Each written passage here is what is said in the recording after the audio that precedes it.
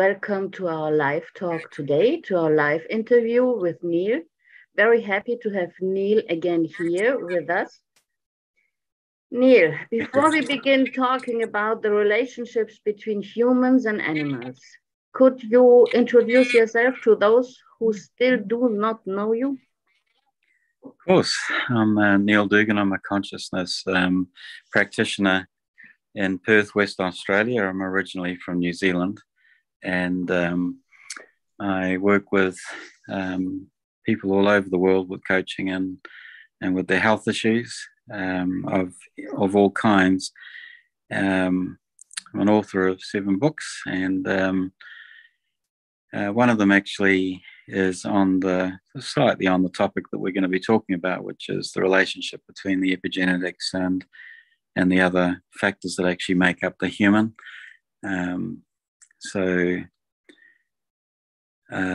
Yeah, that's me in a nutshell. Nut being the appropriate word. So, crazy old man living in the hills in Western Australia, keeping away from the craziness of the rest of the world as much as I can. Yes, this is what some people do nowadays.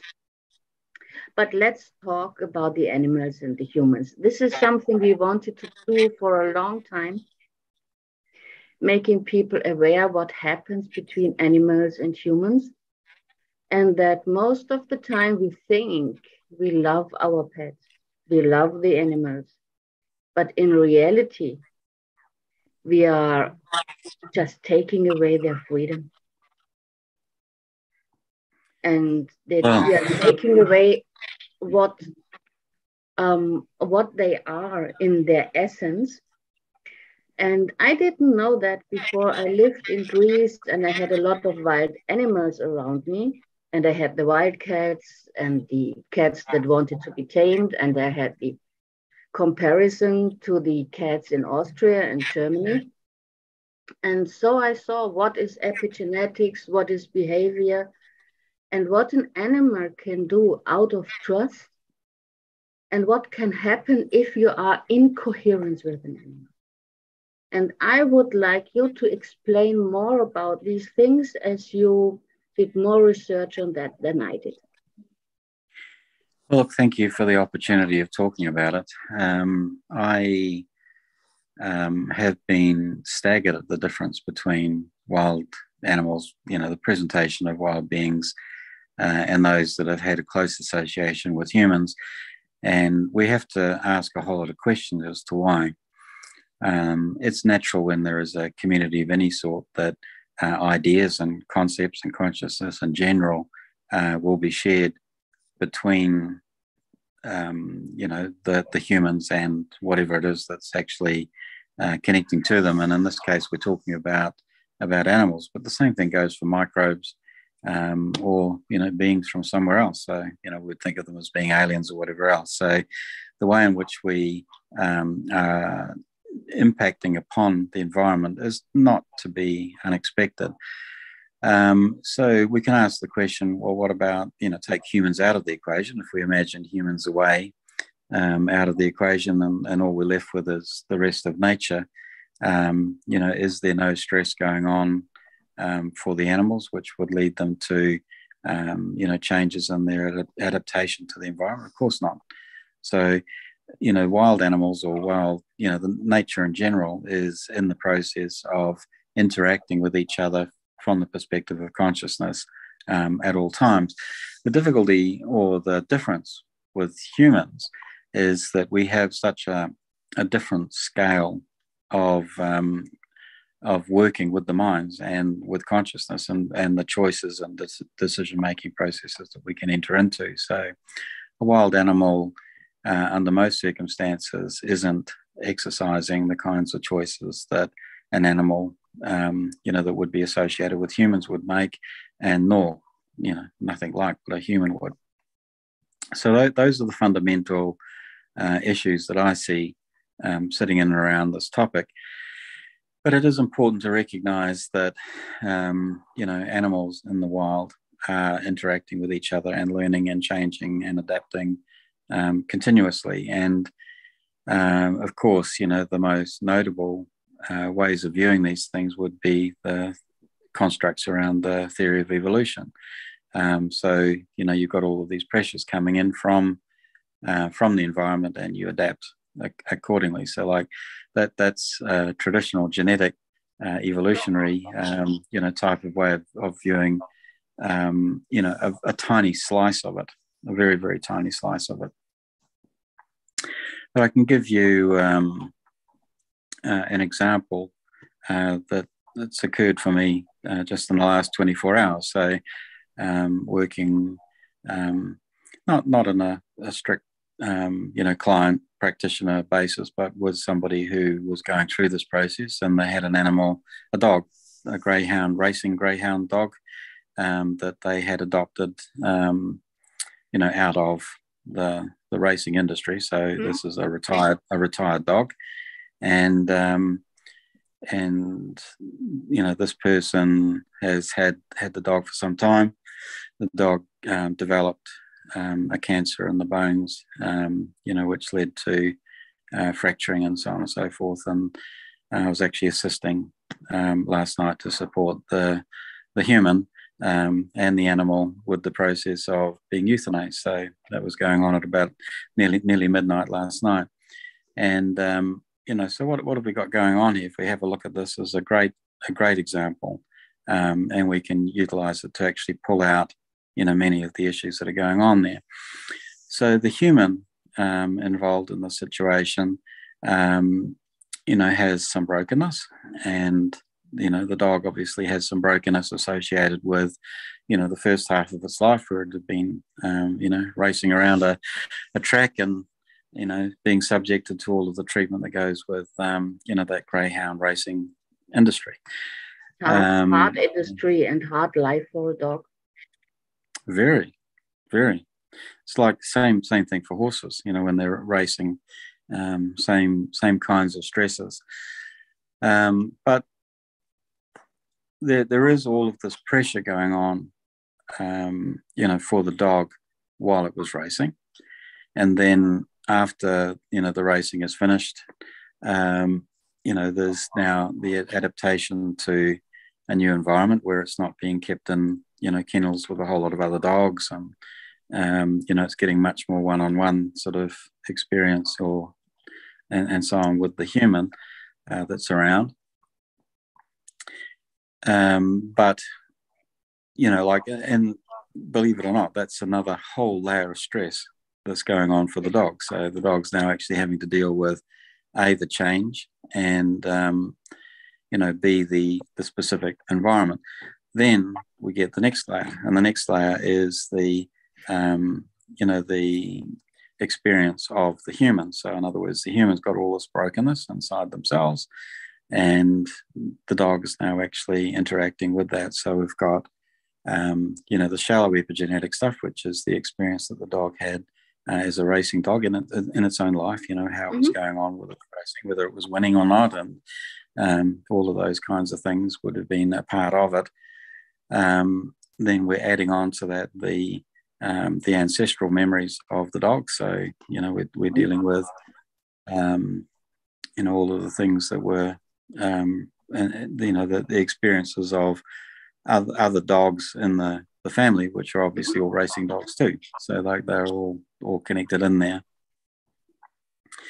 So we distill all of that down, and what we end up with is like a whole series of epigenetic memories that are going on, which got very little to do with humans, other than the fact that the humans that are involved with them have been exploiting them. So like that's the ancestral epigenetic stuff running back through the line of the dog. Deep back in the memories, there will be a situation where they weren't racing. So you go back in a couple of 100 years or something like that. They didn't have greyhound racing, or wasn't so organised, or so, and so on and so forth. And indeed, you'd actually go back and you would find that the breeding had been much refined to actually end up with the dogs being, such unusual animals as they are, that they're capable of running so fast around a track. So we've got all of those elements sitting in there. And then, as I say, all of that stuff comes smash up against the experience with the new human. And the new human is somebody who hates the idea of, racing greyhounds, and so it's full of all of this anger and sorrow and grief and everything like that around the experience that the animal has had. So what we observe in that situation is that the dog becomes completely overwhelmed by this association with the emotional experience of the human, and begins to actually adapt in its suffering pattern with the suffering of the human. Interestingly, in this case, the human actually has trouble with her legs as well, and so it's an absolute sitter that the dog will actually end up presenting with more and more and more issues surrounding locomotion and all that type of thing, being able to actually get about the place. So yes, this would be. And I think that the concepts and belief systems of the dog and the owner, that they interrelate and resonate. Totally. And particularly around the suffering. So what we've got is we've got a suffering profile based on the epigenetics of the racing dog. So all the ancestral memories. And we've got that intersecting with, two lots of conditioning, the conditioning while it was racing, and also intersecting with the conditioning that's in place now. And with the way that the interrelationship between a human and a domesticated animal works, the animal begins to take on more and more and more elements of the suffering of the human. But equally, the human takes on the suffering of the animal as well. So this would be very, very commonly seen in the relationship between humans who tend to take on a lot of rescue animals. So, animals that have come out of abusive relationships or that type of thing, but particularly where there is a gigantic group consciousness around the injustice associated with something along the lines of this racing greyhounds. There's so many people who hate the idea of forcing dogs to race around a track, that there's this group consciousness of an enormous extent, which is then plastered into the dog. The dog actually just comes along. It's just been racing. It's had a life and it's been running around a track and doing all that kind of thing, which is, I'm not protecting it or sticking up for it at all, but that's the experience that the dog's been having. The dog then comes into this new relationship and all of a sudden it's absolutely overwhelmed by, the fact that it's a victim and so on and so forth. So like there's all of that, new consciousness added in. So ask me some questions, Marianne. I feel as though I've probably missed the point, but no, it was quite clear that from the dog point of view, the dog might have seen his life as sad. But once he meets an owner that has a belief system about being right, being wrong, and racing is wrong, then the dog becomes a victim and begins to suffer as a victim. Yeah. And this is a great difference. Yeah, that's a great summary. So what we're looking at there really is this accumulation of the epigenetic or the interaction between them. And it's a new epigenetic thing. So when we're looking at what does epigenetics mean? It means that the process of changing the way in which genes are functioning. And we can do that by reinforcing or, setting up affirmations of sorts. And that can come from any kind of source altogether. And the cells begin to change the way that they're operating. So the cells start producing more of this protein and less of that protein.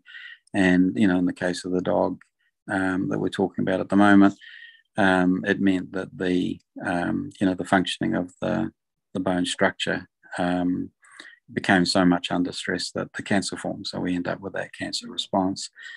But it's accumulative, and it is a shallow epigenetic process. It's literally the changes that are going on in terms of the functioning of the DNA, so the actual genetic machinery.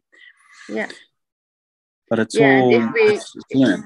if we think of cancer and all the belief systems around cancer, we always have in humans that this being right and being wrong is a big thing in cancer clients. We Gigantic. always have a kind of bitterness in the cancer clients. Yep. And we always find something like not compassion, but really co-suffering. Now, a diverted form of compassion. And we have this concept of need to achieve, that they think that they only are loved if they achieve a lot.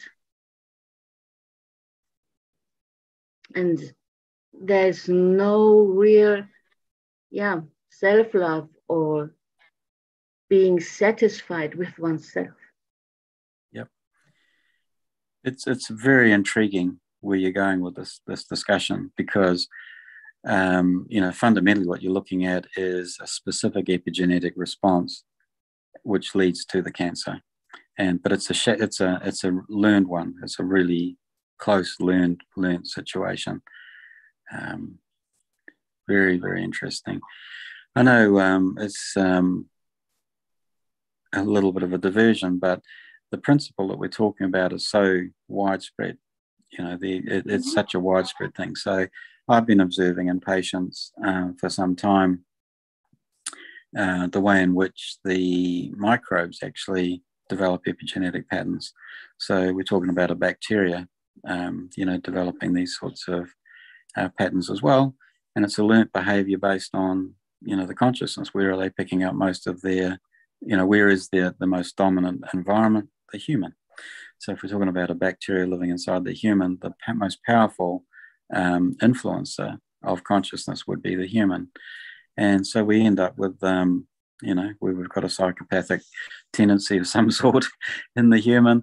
The bacteria start being psychopathic, and they get more and more, tough and determined aggressive, and angry and, violent and all the rest of it. Especially, if you think of clients with rheumatism or autoimmune disease based on streptococcus or staphylococcus infection way back, then you see it, how this germs can develop and how they develop consciousness and how they begin to interact and how the human consciousness begins to interact with them. Yep. So it's a very general principle that we're talking about. And I know that the purpose of, choosing this topic for the interview today is really to look at the way in which these things are influencing or being influenced by the relationship between the human and the animal. It's very, very useful to see how general the principle is that we're talking about here. Yeah. So, we could, if we're thinking, and I definitely don't recommend this, but where people go when they first understand these things is they start feeling guilty. They think, oh my God, I'm creating that injury in that animal. And the actual sorrow and the loss and the blame and all of that kind of thing that actually follows on from that understanding, it's inappropriate, but it's understandable how it occurs. Right? It's protected in the animal as well, and the animal takes it on. Yeah. Yes. And so the animals feel guilty. What have I done wrong? So you actually see that going on. The other element in here, particularly related to the topic, is how on earth do you actually get this information, to and from the animal? So, we talk about, say somebody with a cat, and they've got the cat as a domesticated animal at home, and, they get the sense that they are communicating, this sort of trauma base or however you want to think of it, to the animal, and they're starting to feel terrible about it, and yet they don't know how it's happening. Like how could this be occurring? And I think it would be useful for us to actually, just explore elements, a few elements of how that works, because sitting in underneath that is the gigantic opportunity, and the gigantic opportunity is to communicate in an intentional way, which is healthful, is actually creating, healing for both the human and for the animal. So in that sense, what we're starting off talking about there is that there's all these stresses and they have an impact on the way in which the genes are operating. So the expression of the genes within the cells. And so it's literally down to how the body is operating, the chemistry in the body, how it's operating. And when we look at it in that light, we can recognize a process and it's ongoing, and seemingly we're powerless to stop it. so it's actually happening there. And if we look into that mechanism, the mechanism is that it just happens. So all that needs to occur is for the consciousness to be in existence in the human, and for there to be an attachment between the human and the animal animal's going to pick it up. So the animal is picking it up. So I think that's a really important... Let me point this out for our German-speaking clients here, that we are talking about identification and attachment here. And without that identification and attachment, we wouldn't have a transfer of illness or concepts from human to animal. If the relationship would not be suffering-based, if it would be trust-based, we would have two individuals on eyesight that would communicate. But usually we don't have that. Usually we just have influences between animal and human, mostly unconscious, mostly on an energetical level, and all due to the attachments, as far as I could see. That's a good point you're making there, Marianne. So the difference is like how we would interrelate with a rock. And we can have one experience of a rock is that we stand underneath an avalanche and we get covered by the rocks. Mm-hmm. And the other one is that we go out into the field and we pick it up and we inquire and we interact with it in a gentle and a holistic sort of a way. So the experience that's happening because of the identifications and the attachments, it's like an avalanche. So the animal is just being, an easier one would be standing under a waterfall. Are we getting a proper amount of water to drink by standing under a waterfall? Not really. No, not really. We're probably getting a mouthful, but it's the wrong approach, to actually get a useful amount of water to drink. And it's a very, again, it's a good analogy to what we're talking about, is that communication, which is coming in and it's impacting in the short-term functioning of the epigenetics, is so overwhelming. There's such an overwhelm, and there's no discretion in it. Like there's no opportunity for you to go and say, I want a little bit of this and a bit less of that, because all that's happening is it's just a waterfall or an avalanche falling on top of you. So if we think, yeah. And I just wanted to tell an example for our listeners, because they might not be able to follow us because they did not have our discussions before. If you're human and you're very attached to your pet and you have a lot of suppressed emotions because of your past, because of your traumas, because of your belief systems, you will project consciously or unconsciously all these swallowed emotions on the animal. And what usually happens in the animal who can't digest all these swallowed emotions, it will develop gastrointestinal disorders and will have a very sour stomach. This is what I usually see. Well, it's an extremely good example, but it's way more common than that as well. Like it's in everything that you can think of.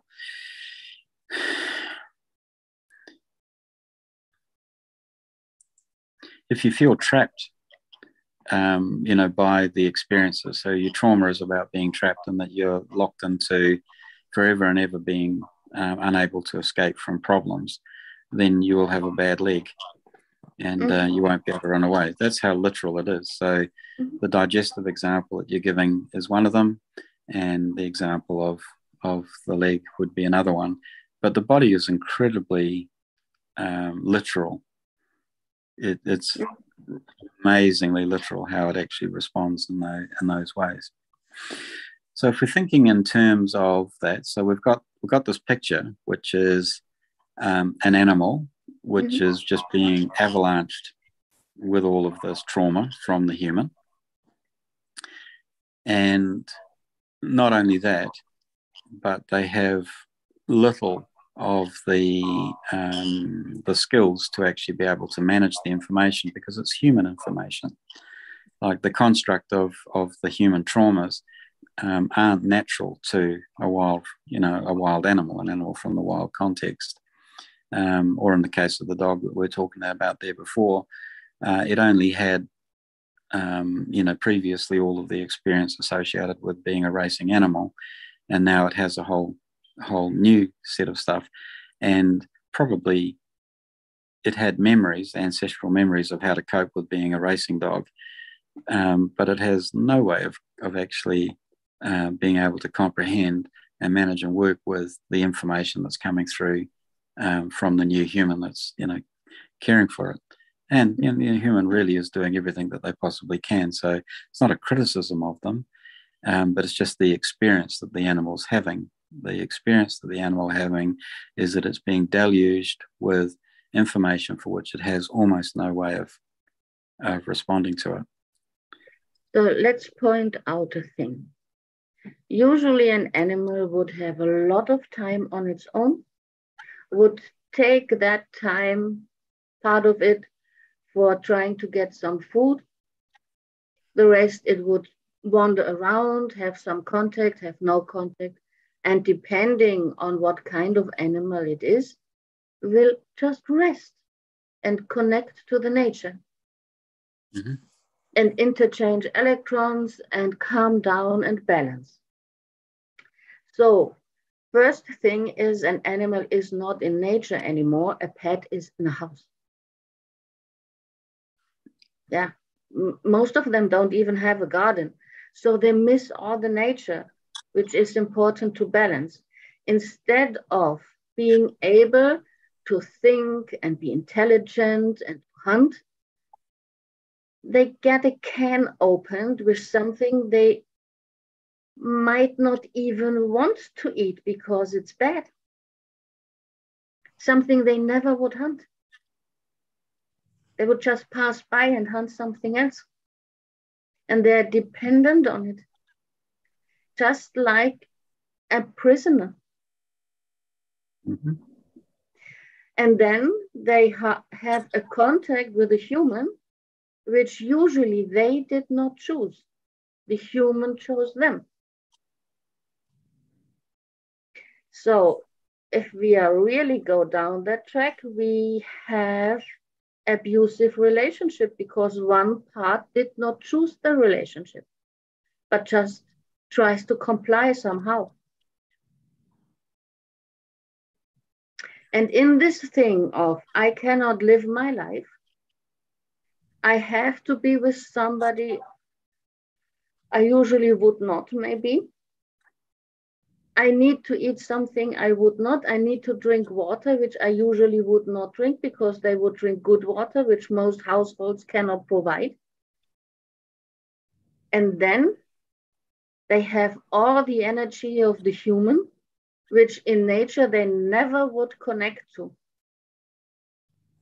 They just would avoid it as something foreign or something that intimidates them. So this is the life of a usual pet. And we think we do something good for them. We say we have them because we love them. And actually we're taking all their love from them to somehow endure our own life. Yep. Isn't it that way? you're painting a very accurate but very grim picture. Yeah. And the other opportunity is to turn this around. And so I meet many humans with their animals who are doing everything to actually have a completely different experience. So I completely agree with what you're saying, and the the element of it being so foreign from what the animal would normally choose is absolutely, without a doubt. And I know you and I have had this conversation before around releasing animals out into the wild and so on. We talk about particularly farm animals and that sort of thing. And the difficulty is that through our manipulation of the genetics, the animals are so far removed from something that would actually, thrive just out into the community in any case. So, for example, if we were to release all of the dogs and cats that live, in the city near me out into the forest, well, it would be mayhem, and it would absolutely be inappropriate and cruel. It would be completely cruel to the animals to do that. So it's complicated, but your point is well made, is that if we think in terms of us actually doing a whole lot of things for the animal, it probably wants to be turned upside down and actually realize what the animals are doing, for us. I understand that. Neil, to be honest, try to find a free-born cat in Austria or Germany. They are usually all born into households or into human connections somehow. It's very rare to find one of those who don't have any contact or did not have, come from a wild perspective and maybe first time think of, oh, maybe I try to connect to a human. But then it is their decision. Yep. Look, where you're going with this conversation now actually is exactly where I was heading there before, because what you're doing with your cat islands and or animal islands is a really good example of what comes out of this understanding. And for it to actually have any sort of recognition is you need to be able to get the communication coming from the animal in a way that you can convert into meaningful usage. So what are we talking about? We've got the needs of the animal. How are they being heard? We think that we're meeting the needs of the animal by opening up a tin and providing a warm house while it's snowing outside, if we're in Austria or Germany or something like that. But what are we really doing? What's really happening? To what extent are we actually listening to the needs of the animal? Well, the first thing that's required is for the human to actually be able to acknowledge what their own needs are and where those needs are actually being satisfied by the animal, to make sure that it's not a situation where the human is taking from the animal. So in other words, it's like the old saying, they talk about the cows in the farm and producing the milk and so on, and humans like to think that the cows give us their milk, and of course the reality is the humans take the milk from the cows. That's the relationship. The relationship is that one being, the human, takes the milk from the other being, which is the cow. So if we come away from that, more graphic example, and we come into, somebody who feels that they've got love for the cat and they've got the cat in their house, what can they do about actually beginning to understand what the real needs of the cat, the cat actually is? And to do that, you've got to start listening, because the cat will be expressing its needs. And, people, they look at the sort of thing, work that I do and that type of thing, where, there's a lot of animal communication going on. And in that, it seems magical or different or impossible or however you want to think of it. Whereas my observation is that it's completely accessible to any human. All you got to do is start listening. You just actually have to start listening. So that means putting away your own identifications and attachments. So in this case, the identification would be, I am the person that provides for all of the needs of the cat. You know, that would be a way of defining yourself, an identification. And if you can put that aside and you say, well, I've actually got some needs. I need some affection. I need some company. I need somebody to reinforce my value in life. So in other words, that I'm being validated. So somebody to validate me. And these are my needs. Okay, that's enough needs to list down now. What about your needs, cat? So we ask the cat, you know, what are your needs? And with all of these things, you ask the question and you're quiet. So you just make yourself quiet and you listen. And you listen. Let's give an example, because most humans cannot think cat or talk cat. Great question. So you know Moses, my chief cat Moses. You know him very well. If we ask Moses now, Moses, what are your needs? What is he telling you? So immediately what he's telling me is stability. Yes, for sure. He wants stability. And it's based on his feeling of responsibility for the clan. Mm-hmm. So we have this changing clan, which is made up of more than 10 cats, and sometimes a dog that comes and goes, and some humans. And some of the humans stay around all the time, and some of the other humans come and go. So that's the clan, and Moses feels this responsibility around, you know, trying to maintain stability, and that's one of his big needs, is that I need stability so that I can actually manage my group, which includes, you know, these different humans and other animals as well. So Moses, when we ask that question, what else has he got to say?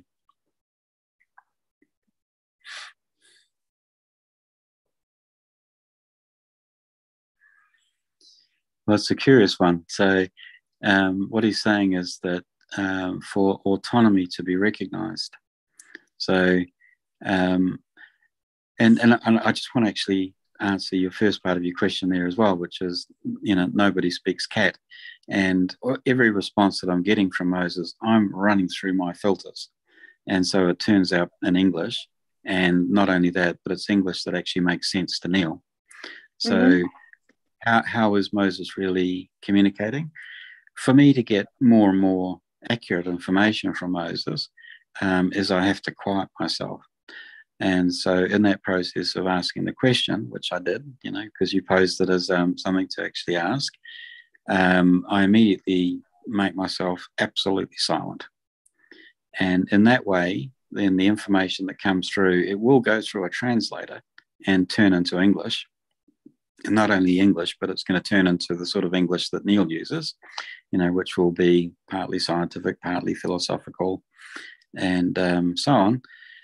But nonetheless, the energy behind it is Moses. So I actually feel a lot of confidence that that's actually what Moses is trying to communicate within the framework of cat, so cat language. And I can assure you, Neil, because today we have volunteer change here. And yesterday, our leaving volunteer Laura told Moses, I'm leaving. And Moses looked at her very sad, and then did sit upon her suitcase for her not to be able to pack things. So he understood very well, and he knows that today a new volunteer is coming. And of course, the first thing he tells you is he needs stability for his tribe over there to be quiet. And you know, with the last last volunteer change and the dog leaving, we had the problem that Icarus did retreat and did go wild for a while. Mm. Hope, And it's very complicated. Hope he's coming back. Yeah, so that's another good example. So, Mariana's needs for her to be able to know where everybody is, so that you can actually make sure that they're all safe and being cared for and all that type of thing. So that need is expressed, and I've communicated that need to Icarus, who's gone walkabout. So he's definitely going on a long march. And he's not far away, but he's just not interested in hanging out with the humans at the moment. And that communication is in that direction. Communication from Icarus is that I need some space. I'm well and truly overwhelmed by all of the complexities of the changes. So it's not so much that the environment is changeable, which wouldn't be a problem for Icarus. The problem is that it's this changeability and stuff which is so hard to comprehend, for a cat. It's all this complexity of how humans operate and all that type of thing. So it's an exchange of needs. It's just an exchange of needs. I can hear Marshall Rosenberg coming out, so we're going to quote him in a moment, aren't we, in terms of that non-violent approach to it. And, that's what we need to do, is to just acknowledge each other's needs. That would be very, very good. And thinking of a new relationship between humans and animals, it would be trust-based. Icarus says, I can't hang out with humans at the moment. And we trust him to come back if he feels to. Mm-hmm. So he is able to decide. He is not made come home. So I ask you about maybe once a week, is Icarus okay? Yeah. So it's very interesting. Like, there's a whole bunch of interesting questions come out of what you're saying there. And one of them is that, is Mariana actually receiving the information from Icarus herself all the time? And then B, is there an opportunity to actually trust the interpretation of that information if it were coming? And those two questions have to be asked. And, anybody watching this, interview would be able to look into it. And they think about, the cat that lives with them, or the horse, or the dog, or whatever it is that's actually living with them.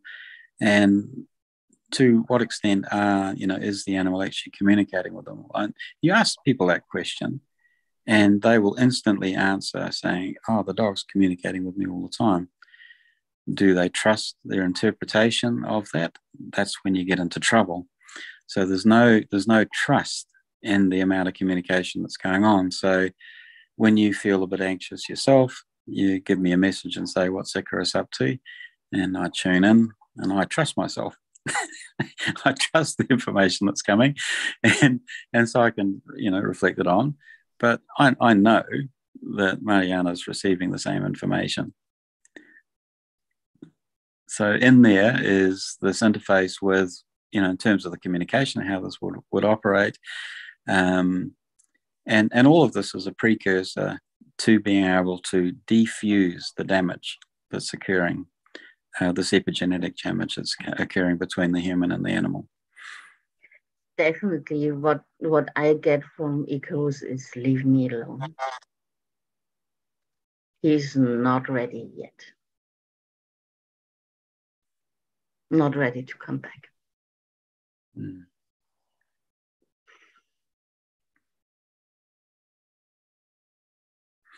The other thing that I would recommend to listeners would be to do some work with beings outside of domesticated animals as well. So, like sure, get on with the project of getting better communication going on between you and your cat, as an example. And trying to filter out the doubts and fears and that sort of thing, and be as silent as you possibly can when the information is coming through. So when the answer is coming, try and be as neutral as possible, so that you actually, you're really hearing what's being said. So that would be, the first, the first element of it. But that will really be enhanced if you start actually, working with communication outside of that domesticated animal environment, because that will then really encourage the confidence of the person and what they're doing. So, we've talked about this on an interview before, but my work with the Candida, and as a hive of fungi. And in that, like, I had to suspend disbelief, that concept of suspending my disbelief, and actually allowing that there could possibly be a communication. And in so doing, all of a sudden, then I became deluged with information. And there's yes, I remember. I'm just posting the link to the book and the link to your Calendly for interviews. Okay. Thank you. And talking about wild animals, last year, while watering the compost, the hornets came attacking me and did bite me 3 times. This year, I already managed to communicate with the hornets on the compost that I need to water the compost, and this is some kind of rain, and that they just have to get away a bit while I'm doing that, and then they can come back. This year, no bite. And last year, the wasps were very aggressive when they tried to get to the cat food and the cat water, because in August here, everything is about water and finding some water. Last year, I got stung. This year, I can go between 100 wasps and just say, could you please go away? I'm changing the water. And they just go away, I change the water, and they come back. Or last time when the cleaning woman was there was a big wasp in the house. And I just said, sit down, opened the window, and told the wasp, out, please. And the wasp just flew out. Mm-hmm. And this is all possible. They listen. It is. Yeah, they do. One of the interesting things that you raised there is that you need to couch your communication in ways that actually is understandable by the being that you're actually communicating with. So, here's a good example. So if you can communicate around, say, for example, a dog that will bark at everybody and everything. So you can communicate with them around the idea of reducing the amount of barking that's going on. But it's very difficult, because it is of the nature of a dog to bark. It's of the nature of a dog to want to sniff, and for it to run around and want to sniff your bottom. Like they have to do it. And trying to begin with communication around humans find it difficult. If you're sniffing around their bottoms, they don't like it. Then it's an inappropriate place to actually enter into the setting up of a trusting relationship of communication. So if we're going to share our needs, then sharing a need which has almost no comprehensible place within the other being's nature, well, then it's too hard. So I don't try and talk to my quail about not mating, because it's of their nature to be mating all the time. They just do this. about every 5 or 6 minutes. I remember looking at them one day, and about every 5 or 6 minutes, the males think it's time to be mating, and there's no stopping, and it's pointless to actually have a communication with them about it. It's so entrenched in their nature, Programmed to be somehow. yeah, it's just programmed. And so you're better off actually putting your communication into areas where there can be more commonality. So if we think about, the process of nonviolent communication, you've got to get to a place where you can recognize commonality. It's essential. Yes, this is that the hornets, they did see me as an aggressor and attacker last year. But this year, when I said I'm raining the compost, rain is something they understood. Yep. And when I'm sending the picture of I'm doing rain to the compost, they just go away, and I tell them it's just short rain, and then they come back. Mm. But before, this communication was missing, and I didn't have the hose on the rain system. It was more the beam, more hard for the insect to take. And this was not possible. This was attacking for them. So in that situation there, the water going onto the compost isn't the issue. The issue is, I wish those hornets weren't there on the compost. They're dangerous and they're aggressive and that type of thing. So that's the communication. The communication is, I fear you and I want to come and dominate the circumstance. And now what you're doing is then they attack. So rather, what you're actually doing is you're recognizing what their needs are, and so their needs are plentiful food, and putting the rain onto the compost or the hose onto the compost is a way of actually recognizing the need to grow the things that the hornets like to eat. So this is an absolute win for them. So you going there to water the compost is actually a way of helping them, and that's what you've communicated. There's another element in there too, and that is the way in which you can expand their comprehension. So the hornet example is a wonderful example. What you're doing there is, sure, we're doing the rain, but it's the idea that we could purposefully manage our environment. So in other words, I, Mariana, the human, and managing the environment which the hornets are actually interacting with, and sharing with them that you have the capacity to actually manipulate the environment. They get that, like all the way down to a microbe. They will understand the intention to manipulate the environment and what the implications are, and how you benefit and how they benefit, and other beings benefit as well. So, that's a giant step beyond the communication, because now what you're doing is you're heading in the direction of, well, let's team up. Let's see in what way we can actually help each other. Yes, definitely. Last time when I approached the pear tree, I forgot to tell the snakes that I'm coming. And then snake totally startled, ran away. Okay. Then I realized that was not okay. I was approaching the snake territory without telling.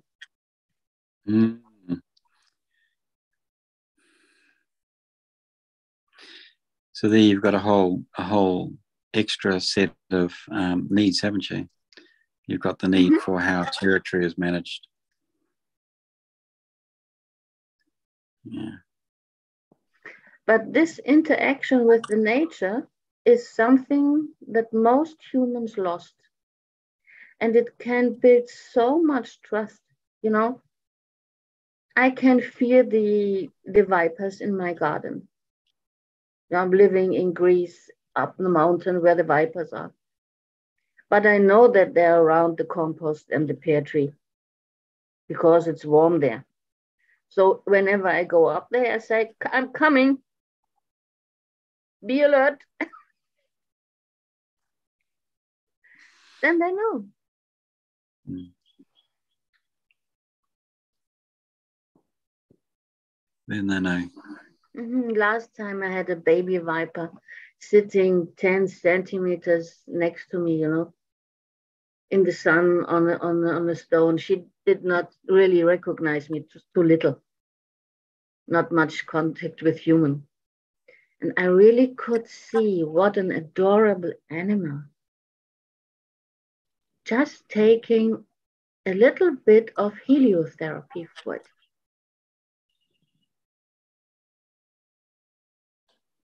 Just admiring the sun in the morning, just like the cat would do when it sits on the stones and have a bit of the morning sun. It's not so different. What makes the difference is our fear. Fear instead of trust. What do I need to mind when a baby viper is sitting on a stone having heliotherapy?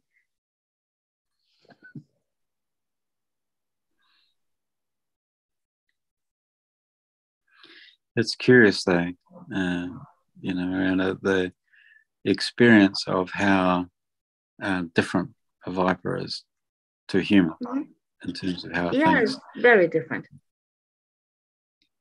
And so in that communication, if you were to have a pet viper, so-called, domesticate it, have it in a cage or something, then it would be critical to be learning to understand the way in which a viper thinks. It would be critical, for it to be satisfactory. Same thing goes with the cats, though. Like, as we're talking about at the beginning there, everybody's got a cat living with them at home that they think that they own. So this is my cat. That will be the identification that they say. And is the cat looking at the human thinking, is this my human? Sometimes they do, sometimes they don't. Yes, if you think of tigers definitely thinks I am his human. Yeah, so does baby. So does baby Juno, maybe. She's not so aggressive, though. That's true. So it doesn't come out in that way for Juno, no. No, tigers is different. So what do you recommend to our people here listening to our talk about animal and human relationship? Maybe they learned already something or realized that there is a different approach that is possible. Well, the main issue here, we're talking about is the interaction, the epigenetic interaction. So in other words, the trauma of the human and how how it impacts on the experience of the animal. And for that matter, the trauma of the animal impacts upon the human too. So it's definitely in two ways. And the summary points are that you can get better and better and better and better at communicating clearly, which involves, the capacity to both speak and listen. And just having that acknowledgement that the information is being shared all the time anyway. So you're getting everything from the animal and the animal's getting everything from you. It's just that it's not interpreted. So we talk about animal communication and we think that we're entering into something brand new and fresh, but really all we're doing is we're just acknowledging it, something that's happening anyway. So it's all there. The big change comes when we actually decide the intention and the purpose behind the communication is to understand the needs of each other.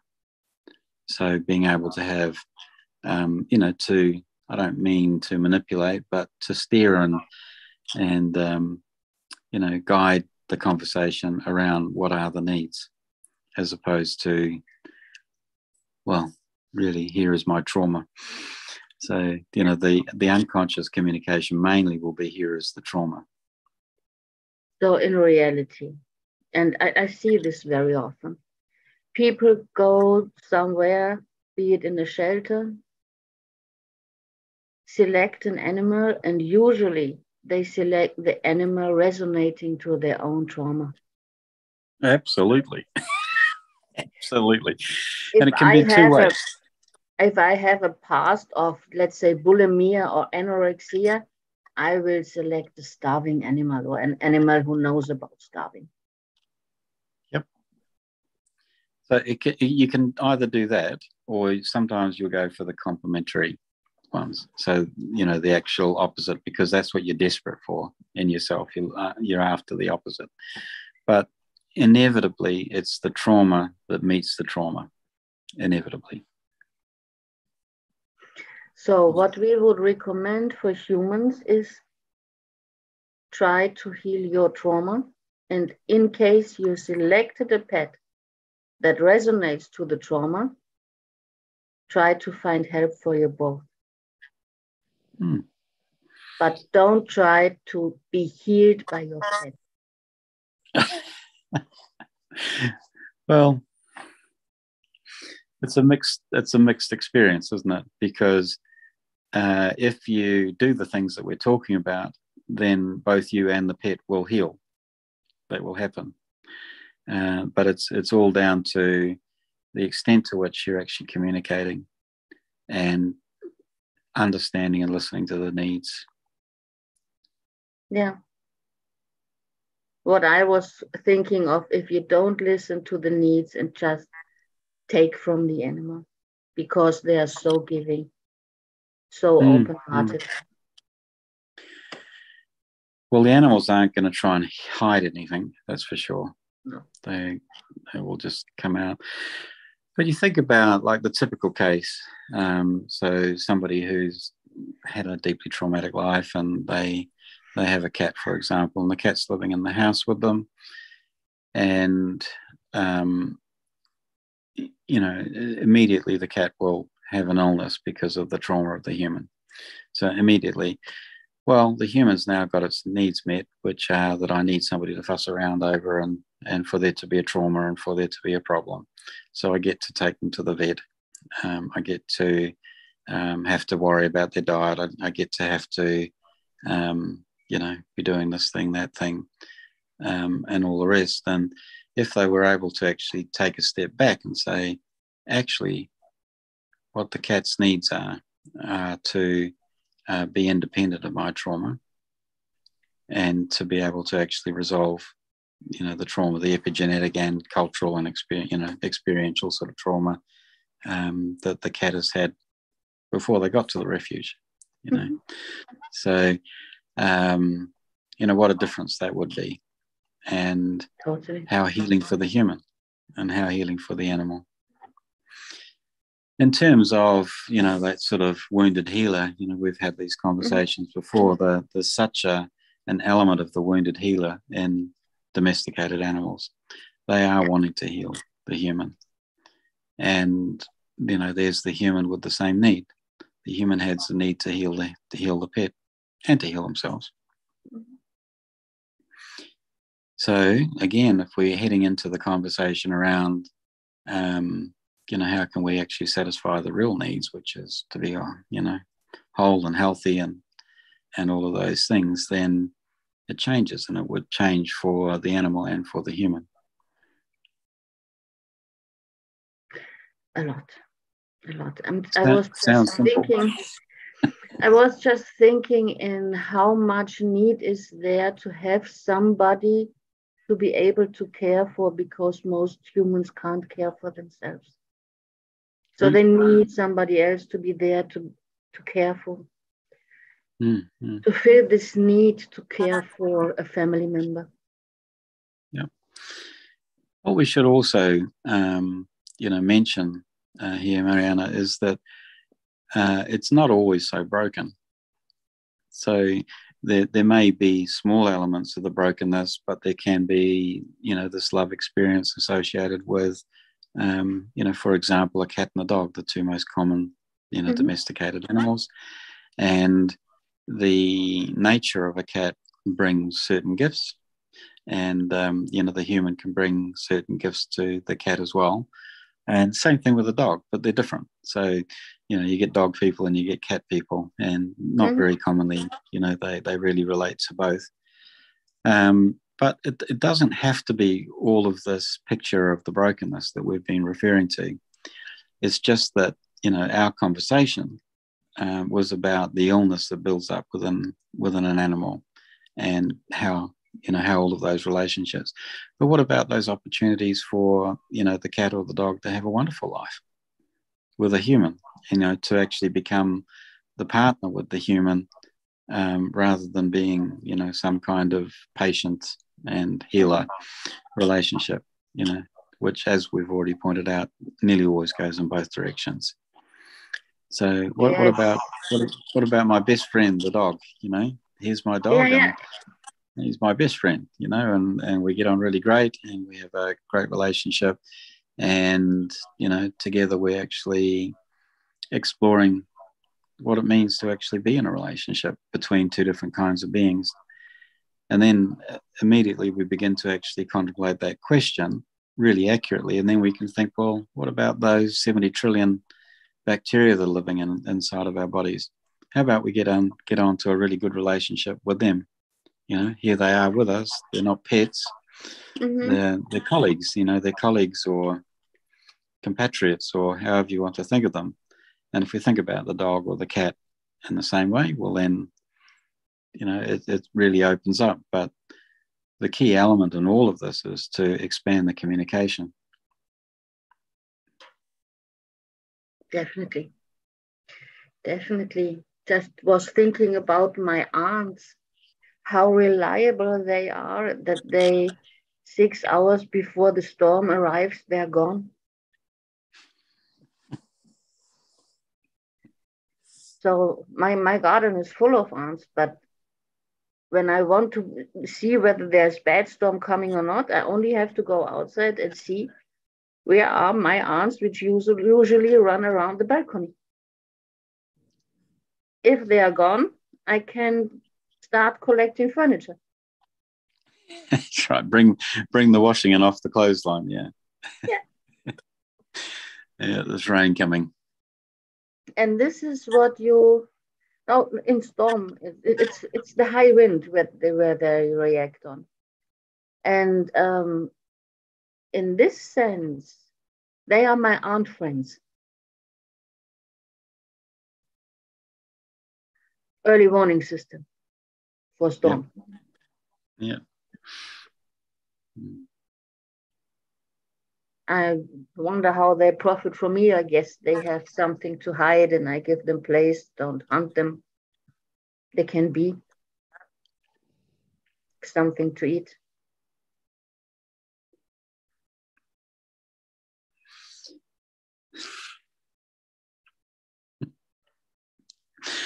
You're opening up another whole question, which is how can we actually serve each other? And it's a big piece, yeah. It's a very big piece. But this thing is, if we want to get out of an exploiting system, human to animal, we need to start to communicate and watch the needs. We are back at Marshall Rosenberg. And trust build relationships. Instead of violence-based relationships.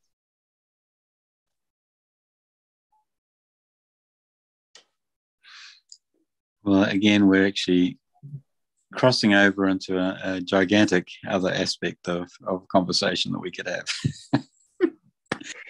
Let's save that for the next time. So I thank you very much for this conversation. I hope it did get over to our friends something like there's a different possibility to interact with animals, to really have friendship with animals. If I'm going for an adventure with my dog, I don't need a leash. Not when the dog trusts me. It's that difference between being the owner and becoming the comrade. So if you can be the comrade, then it's a whole different experience. And as a comrade, I could warn my dog and say, danger, come on, come next to me. Yeah.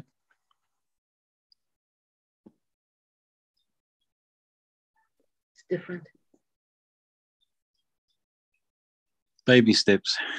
So if people are listening to this and they're thinking, well, I have to take the dog for a walk only without a leash, that's not the right answer. Because that communication process has been built up over, many years normally. Many years. And so you need to give time. Yeah, you need to take time for it, and you have to make your experiences, and you have to gain trust. Trust is something that needs long time building and is easily lost. Yeah.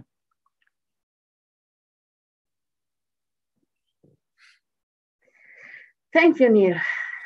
Thank you. You're Next welcome. time we will talk more down that track. Well, I'm very appreciative of the opportunity of sharing some of my observations, with working with many animals now, and lots of humans too. Mm-hmm. And it's really nice to be able to have this forum where we can have a conversation and share some of these things. Yeah. Thank you. Have a nice Sunday and see you next time. Okay. Thank you.